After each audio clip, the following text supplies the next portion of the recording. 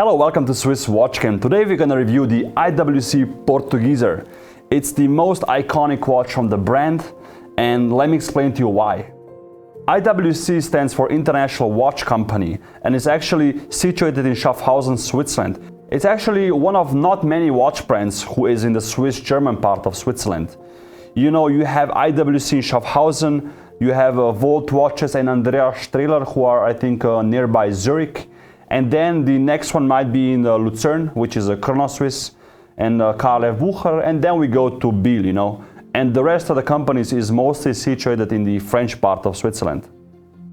So the Portuguese line at IWC is the most iconic line, and they have a lot of different models with different complications, dials, sizes, and you know, just a lot of options for you guys.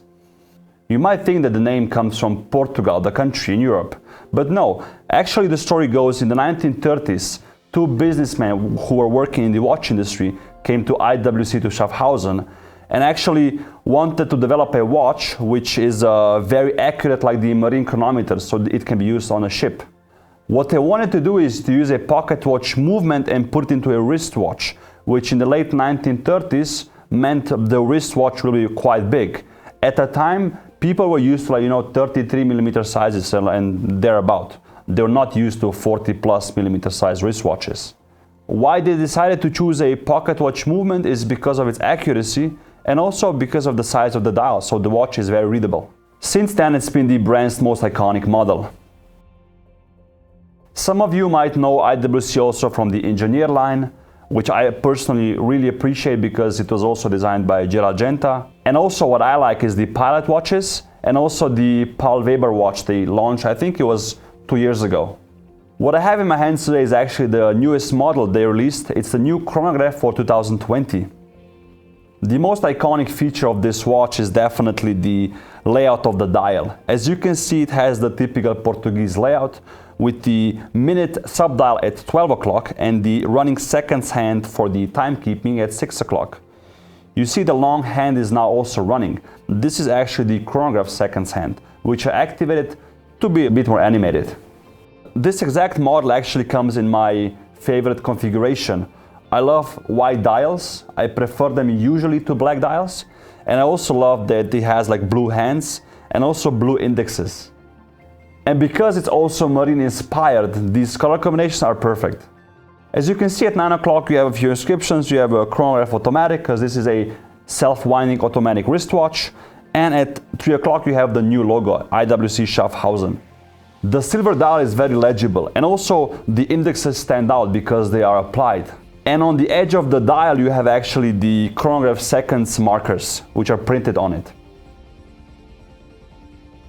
As you can see, the face of this watch is very big because the bezel is almost non-existent. And also the pushers are improved to the previous model and are very elegant, if you ask me. They are very comfortable to push. At 2 o'clock you actually stop and start the chronograph. And if you stop the chronograph with the 2 o'clock pusher, then you can reset it back to 0, including the minute subdial here with the push at 4 o'clock, like this. And then you can start over again. Because this model is in stainless steel, it costs 8,200 Swiss francs. I think it's not a bad price, considering that it has an in-house integrated column wheel chronograph movement. As always, I'm gonna also write all the information in my description, so you guys know which reference number it is and what is the movement reference, and also so you can learn more about the details of the watch. The case is also very classical looking. At the top, it's polished on the bezel and the lugs, and from the side, once I turn the watch around, it's actually brushed. The pushers are also polished. On the crown you can also see the IWC logo, and the crown, to be honest, is very easy to use as well. Turning the watch around, you can see that it features an exhibition caseback, which I always really appreciate when watch brands do that. And also because they have an integrated chronograph movement, one should not hide this. As you can see, the movement has also a bit of depth to it. You have this lower part where you can see the column wheel here at the crown position, and also you have this upper part which is also covered by the skeletonized rotor, which has a few inscriptions on it. As you can see on the rotor, it says IWC Proboscafusia. Proboscafusia is a Latin word that means something good from Schaffhausen.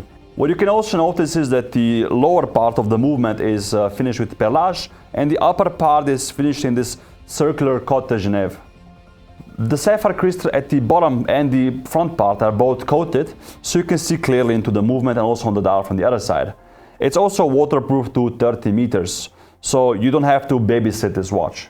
Another thing that I appreciate with chronographs which use column wheels is that they show them, I think Patek covers the column wheel. Here it's exposed so you can see it how it moves. And actually when you push the pusher at 2 o'clock, you can see how it clicks and moves.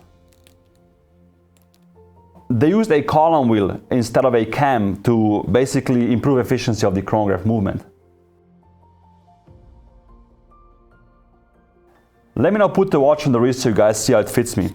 I have 18.1 centimeter wrist size, so you guys have it for reference. And this watch actually features a double deployant clasp. And also the IWC logo is embossed on the clasp here, on the top of it.